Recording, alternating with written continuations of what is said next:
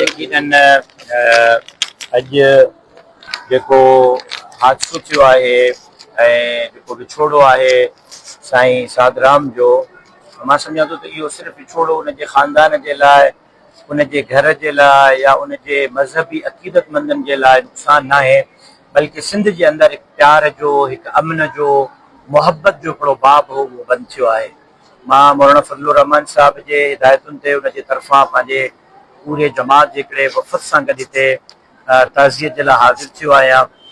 साईं साधराम जे पेरनि सां ताज़ियत बि कई अथमि ऐं उन्हनि खे यकीन बि ॾियारियो अथमि त हीउ जेको अमन जो, मुहबत जो हिन दरगाह मां दर्स रहियो आहे इहो जारी ऐं सारी रहे ऐं असां सभु गॾिजी करे प्यार जे लाइ, मुहबत जे लाइ, अमन जे लाइ, सिंध में सभिनी खे गॾिजी खणी हलण जे लाइ जेको रवादारी जो मैसेज आहे उनखे गॾु करे खणी अॻिते वधी हलूं। त मां अॼु तहज़ीब जे लाइ हाज़िर थियो आहियां ऐं यकीनन मां इहो नुक़सानु सम्झां थो त इहो सिर्फ़ु हिकिड़े कंहिं फैमिली जो न आहे, इहो सॼी सिंध जो नुक़सानु आहे ऐं तमामु वॾो हिकिड़ो माण्हू जो विछोड़ो थियो आहे। अलाह साईं साधराम जे पेरनि खे